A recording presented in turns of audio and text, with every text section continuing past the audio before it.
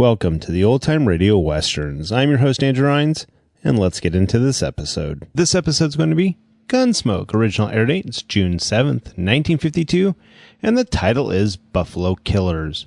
Hope you enjoy, and again, thanks for listening.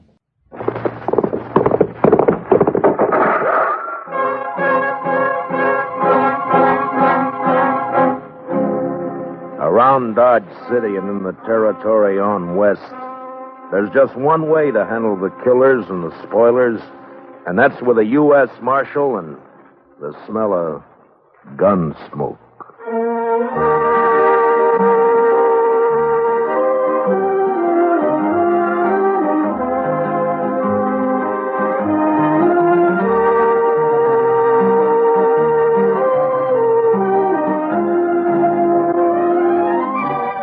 Gunsmoke, starring William Conrad. The story of violence that moved west with young America. The story of a man who moved with it. Matt Dillon, United States Marshal.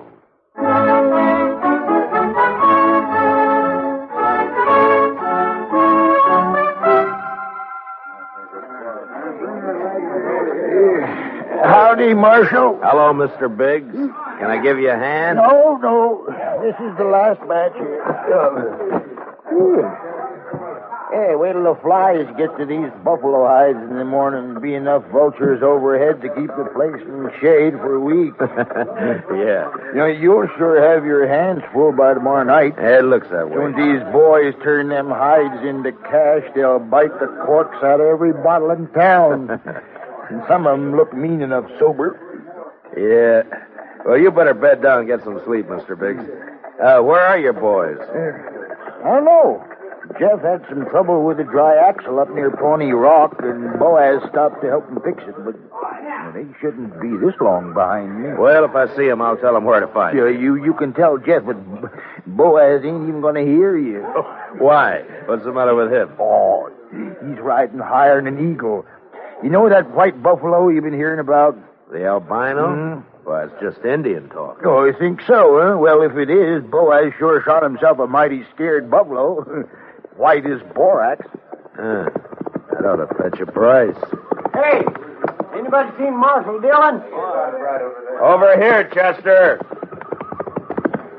You better saddle up, Mr. Dillon. What's the matter, Chester? Indian trouble. 2 men dead and a couple of wagons burned up out there. I found this. A war rattle. Made out of buffalo toads. Arapaho. Well, they haven't been making any trouble. Well, these did. I was topping a hill when I saw the wagons go up in fire. It was Indians, all right. I saw one ride off. That's funny. I never heard of Arapahos attacking at night. How far out, Chester? 10 mile, maybe, toward Pawnee Rock. Pawnee Rock? Marshal, my sons was coming from there. Easy, Mr. Biggs. Lots of wagons in the territory. Marshal, I didn't see another wagon between here and Pawnee except the ones we had, but the Indians killed my boys. There's only one way to make sure, Mr. Biggs. Saddle up and ride over to my office. I'll be with you as soon as I can get my horse.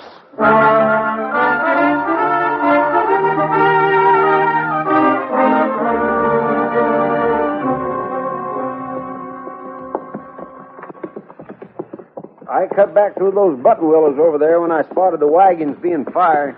We must be close to it, then. Just over there. Right down yonder. See him? Yeah. I see him. We rode up and dismounted.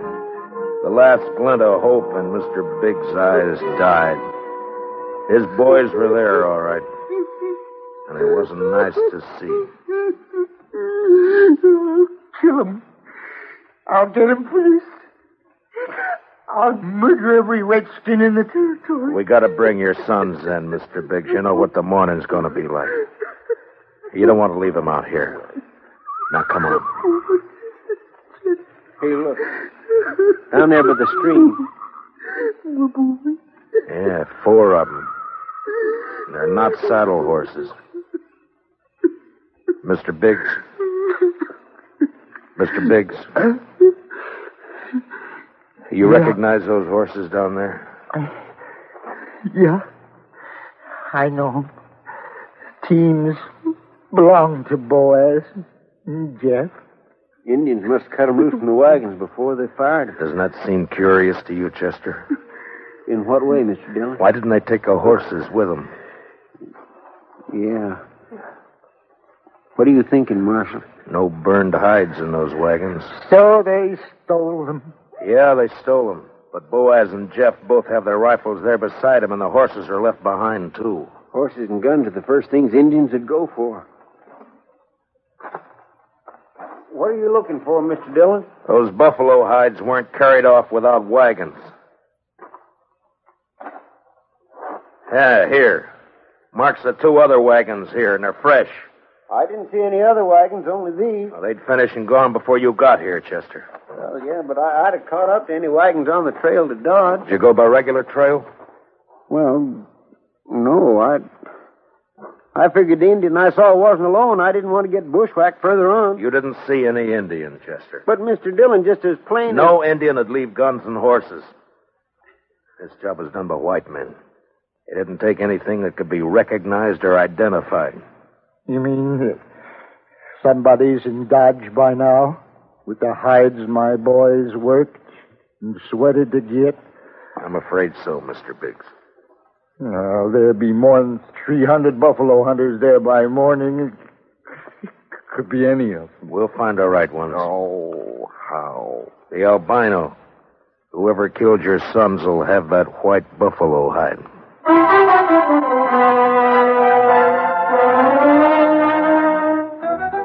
It was almost sunup when we got back to town, and more wagons had jammed the main street lining up for the unloading barns.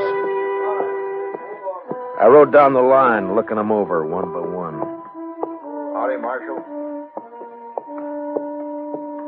Some of the men would take their money, drink it up, and drift away. Few would stay long enough to be buried on Boot Hill. Then suddenly a wagon driver up ahead pulled out a line. Oh, hey, wait a minute, Jim. Oh, hold it there.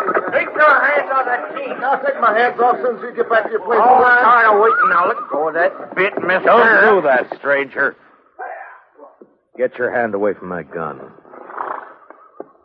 Well, now. Knows any law around you. There is, so don't try making your own. You got no right grabbing my team. I got plenty right when it tries to horn in front of me, Marshal. That's a lie, Marshal. He cut Never his mind. blood. You both want to cool your heads out in jail? Now, what's your name? Tennessee's good enough. A lot of people from Tennessee coming into the territory. Most of them are pretty peaceful. That sounds like you're saying I'm not. You move pretty fast for that gun. Man can lose his temper. You lost yours 4 times, according to the notches you've carved into that gun butt, but don't try for number 5, not here. How about you? What do you call? Charlie Kell. Charlie Kell, huh? They ever call you Chuck? No, Heard of a Chuck Kell a couple of years back, come from Kentucky. not me. Man I heard about was a gunfighter, so he never wore gloves. See, you don't either. It's pretty rough on the hands. Thanks, Marshal. I'll make sure to take better care of them. Yeah, do that. I'll be around a while, Marshal. Maybe we can have another talk. Anytime. They'd need watching. But what I wanted now was a white buffalo hide. Searching the wagons wouldn't do. There wasn't time, and the search had let the killers know that something in the hides they'd stolen could be identified. The time to find out would be when the buyers checked them. I got Biggs and Chester to cover 2 of the unloading barns, and I covered the 3rd one. And then finally daylight came, and the haggling started. Son, you want to sell those hides? Better learn how to handle your skinning knife a little better. They're as good as any. And full of holes, they ain't. Give you $4 a hide for the bunch. You gave that last fellow 8. He looked tougher than you. 6. I'll take 6. 4. Take it or leave it. You think you can rob me, mister? Watch your mouth, boy. Here, none of that. Let me go! Easy, son. Go! Let me have that gun just so you won't be tempted. There, that's better. Give me that. Give it back. You can pick it up at my office whenever you're ready to leave town. Yeah, you look like a city boy to me. Where are you from? St. Louis? None of your business. When something's got you beat, son, there's no shame to admitting it and going home. Sometimes that takes a real man. Don't tell me what to do. Why don't you watch your own job? Why don't you leave me alone, Marshal? I ain't got a white buffalo hide. What'd you say, boy? You heard me. What do you know about a white buffalo hide? What everybody else knows. That you're looking for one. Everybody in town knows it. How? Because the old man whose sons were bushwhacked all liquored up over at the other barn, shooting off his mouth.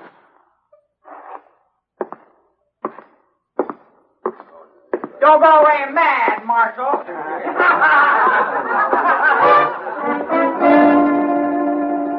Mr. Biggs wasn't at the barn where I'd left him. I cut through an alley to Front Street and headed for the saloons. I never got to him. Mr. Dillon? Mr. Dillon? What's the matter, Chester? Old man Biggs. Where is he? I'm looking for him. Well, he was over by the barn I was watching, drunk, going through the wagon. Yeah, I know about that. I was trying to get him to go back to his own barn, but all of a sudden, he took off. For where? I don't know, but there was one wagon he was watching in particular. The driver walked away from it with a package of some kind. That white hide? It could have been, I don't know, but Big sure thought so. He lit out after a fellow with blood in his eye. Which way? Down there where the boy's been hitching the empty wagon. Well, let's go.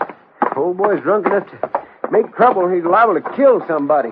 Or get killed.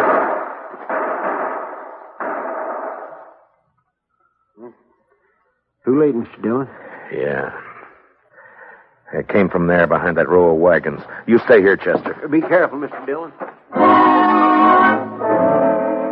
When I rounded the corner wagon, Mr. Biggs was sprawled across a wagon tongue, his eyes dead and open, staring at the ground. And standing over him was Tennessee, a smile on his face, and his gun extended to me butt first. Looks like I'm in the mite of trouble, Marshal. He's dead, Tennessee. That's more than a mite. You take my gun for a while. You mean until after you hang? Wasn't figuring it'd be that serious. Not when a drunk follows me out here and throws down on me. If you're figuring on self-defense, forget it. Look at his gun. It isn't even cocked. Well, it's out of his holster, Marshal. That's enough. Law don't say I have to wait till he kills me. You'll have to make a jury believe that. No, you shouldn't have much trouble doing that, Marshal. What are you doing here, Mr. Kell? Oh, I just happened to follow Tennessee out here. Why? Well, you broke up our little argument in town. Thought I'd get him alone here. See if maybe he was still nursing a grudge he wanted to settle. But the old man beat me to it. Now, Tennessee here ain't exactly a friend of mine, as you know, but I hate to see any man hang when he ain't guilty. Is that your personal verdict, Mr. Kell? That's right, Marshal. The old man threw down on him, and Tennessee had to kill him in self-defense. Chester. Yes, sir, Mr. Dillon? Which one of them had the package? This one. This is the fellow the old man was after. All right, Tennessee, where is it? I don't know anything about a package. Look in the wagon, Chester.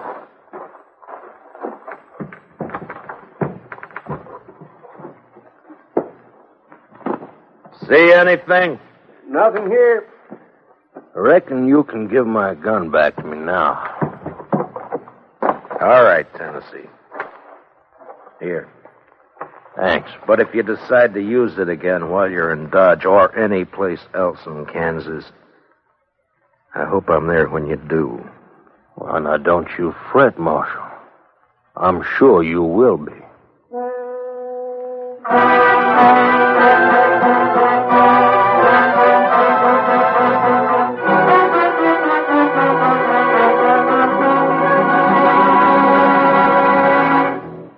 We will return for the second act of Gunsmoke in just a moment. But first, action, excitement, thrills. That's Gangbusters. Gangbusters helps to fight crime by fearlessly naming the criminals.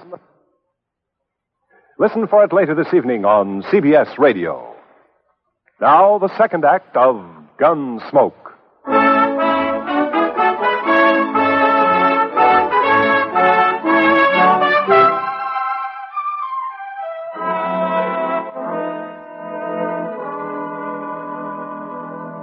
Just before sundown, we buried old man Biggs and his 2 sons up on Boot Hill. By the time the service was over and I rode down, darkness had fallen, and everything was going full blast. The town was roaring. Seemed like a good man, old Biggs. He was, Chester. So were his boys. Yeah, but there are too many men like Tennessee and Cal coming in, Mr. Dillon. They won't last, Chester. They'll keep coming, but they won't last. They'll take a gun and go against a man, but they won't sweat. They won't take root and build. We still gonna look for that hide? Yeah. Well, just what do you want me to do, Mr. Dillon? Tennessee and Kell will be in town, but their wagons are back there with the other empties. Ride back and look them over.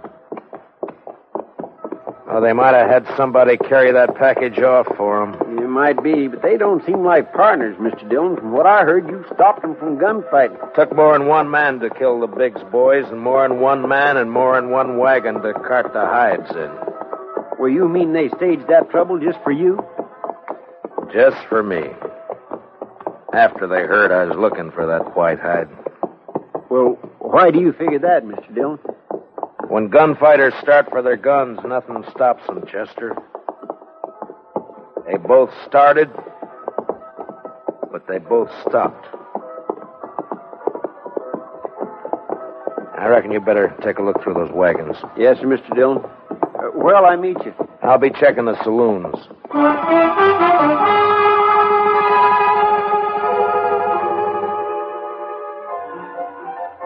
One by one, I made the stops. The Long Branch, the Alafraganza, the Texas Trail.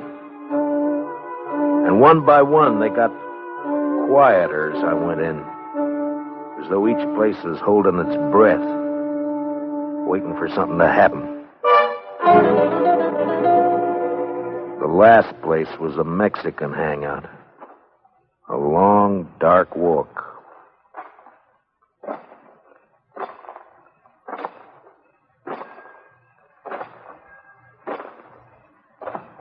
Hello, Marshal. Can't see me, can you, Marshal? No. No, I can't see you, son. Too bad. Because I got another gun. They sell them around here. And I ain't going back to St. Louis. You'll fire once, son, and if you don't kill me with that, and I'll kill you. I'll gamble on that, Marshal. Marshal!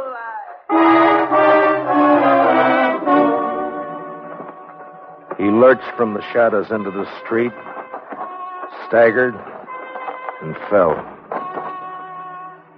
And then he rolled over on his back, and his eyes struggled for a minute like they were trying to remember something. And then they went blank. Well, he was right about one thing. He wasn't going back to St. Louis. Well, what do you know? The marshal's real handy with a gun. Stay out of this, Kel. But I may have something to talk over with you later. You mean what? If you don't know it, then you got nothing to worry about. I've been hearing a lot about how fast you are with a gun, Dillon. Anything to it? I'm still alive. Yeah. This your hobby, shooting kids? He was old enough to try to kill me. I don't like it, Marshal. That's too bad, Mr. Kell. The Chuck Kell I heard about would have loved it. They said he'd killed 2 kids under 16, one of them his own brother. No, you didn't hear the whole story, Marshal. The Kell you heard about killed a marshal, too.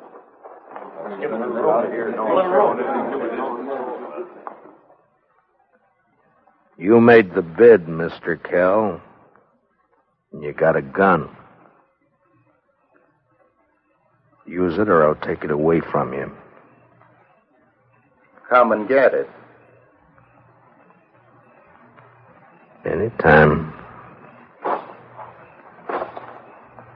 Here it is.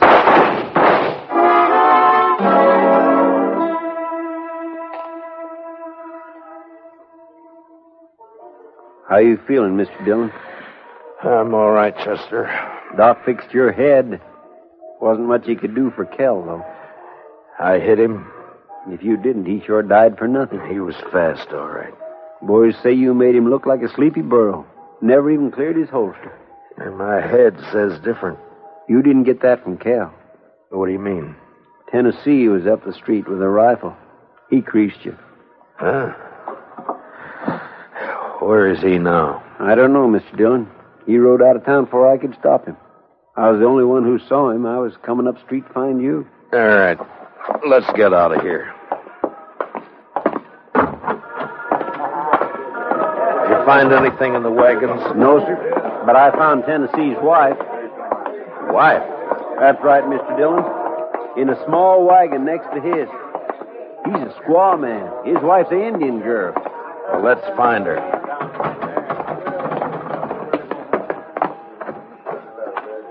All right, Chester. Which way? Edge of town, Mr. Dillon. Well, let's go.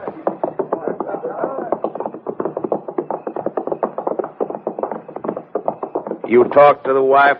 Yes, sir. Found out Tennessee and Kell were friends, all right. They left her here night before last and arranged to meet her here today. She said they were driving empty wagons when they left her. Ask her what tribe she belonged to? Didn't have to ask, Mr. Dillon. I could tell by her beads. She's an Arapaho.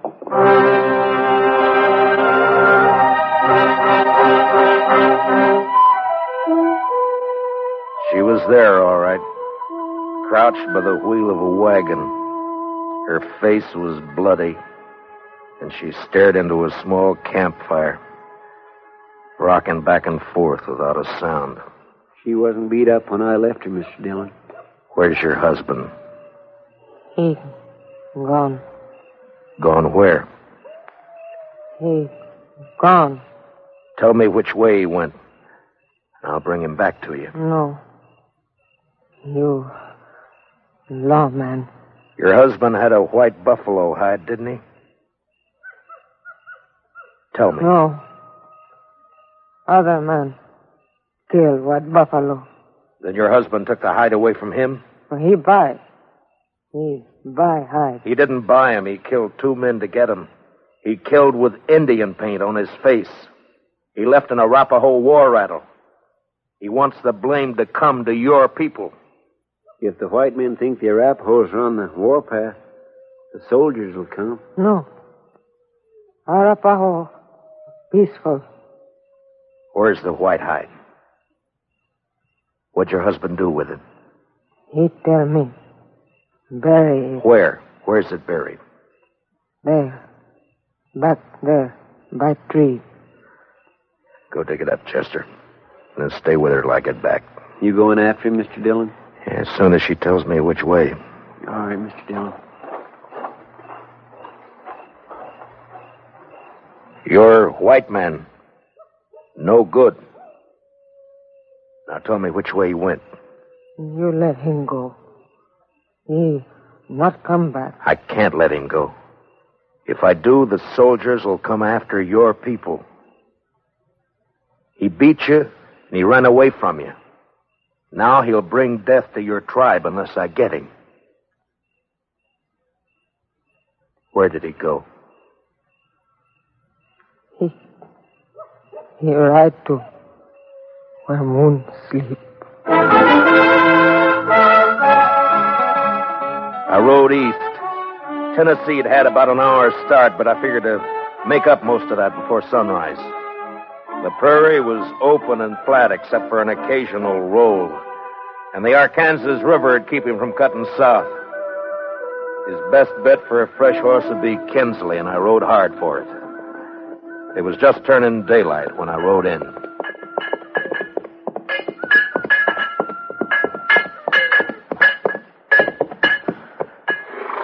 Well, howdy, Marshal. Morning. Good morning. Got a place I can water my horse? Trough right there. Just let him loose. He'll find it. Thank you. Looks like you come a long way. Dodge. Another fella here just a few minutes ago been riding hard, too. He come from up Pawnee way, though. Tall, dark, riding a vinegar roan. Yeah, that's right. You get a fresh horse here? I had to send my boy out the corral to get one for him. He'll be back soon. You mean he's still here in town? Yeah. Asked about breakfast, so I sent him over to the widow Hilliard's place. Right over there, across the road. Thank you. I'll be back. Say, you after that fella, Marshal?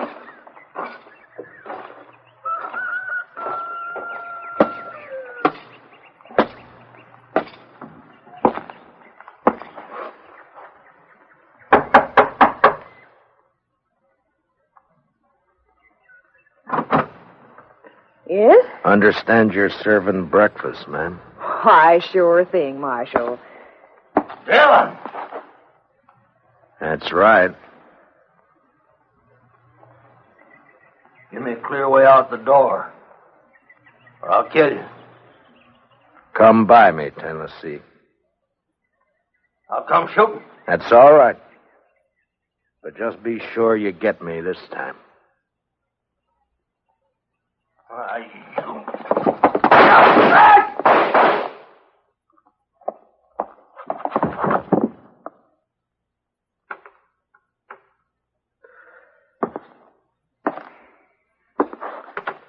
You hurt, ma'am? No, I'm all right, Marshal. He looks kind of dead. Yeah. Bad one, huh? Yes'm. Gunfighter. Thief. Killer. What's your name, Marshal? Dillion, ma'am. Matt Dillion. I'm sorry about Marshal. When my husband brought me out here 15 years ago, Indians burned this place down 3 times. I'm used to killing. You want to carry him out? I'll go fix you that breakfast.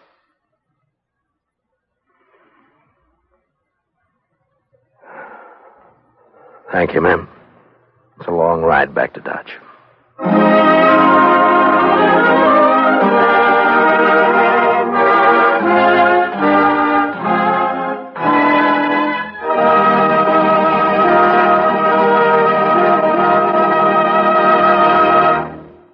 Gunsmoke, transcribed under the direction of Norman Macdonnell, stars William Conrad as Matt Dillion, U.S. Marshal.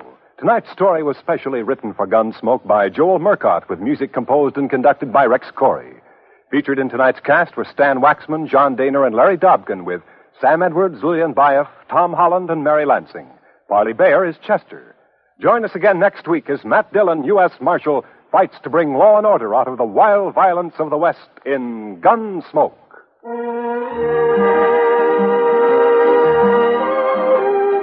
Something new in CBS Radio Newsroom coverage, World News with Robert Trout presents as a special weekly feature an interview with a crack CBS Radio News correspondent. This correspondent flies in from his post overseas to give you his authoritative eyewitness viewpoint on latest developments. Tomorrow afternoon on most of these same stations, World News with Robert Trout. This is Clarence Cassell speaking. And remember, from now to November, you'll find intensive, impartial campaign coverage on the CBS Radio Network.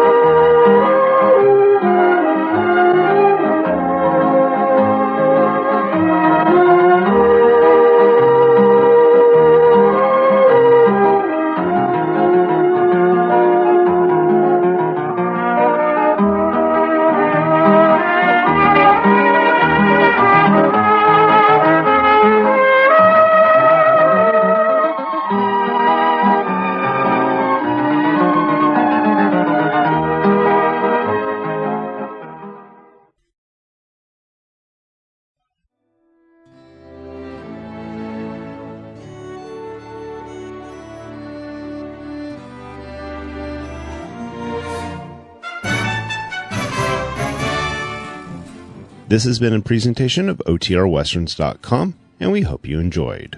Please take some time to like and rate our shows in your favorite podcast application. Follow us on Facebook by going to OTRWesterns.com/Facebook. Subscribe to our YouTube channel by going to OTRWesterns.com/YouTube. And send us an email, podcast@OTRWesterns.com.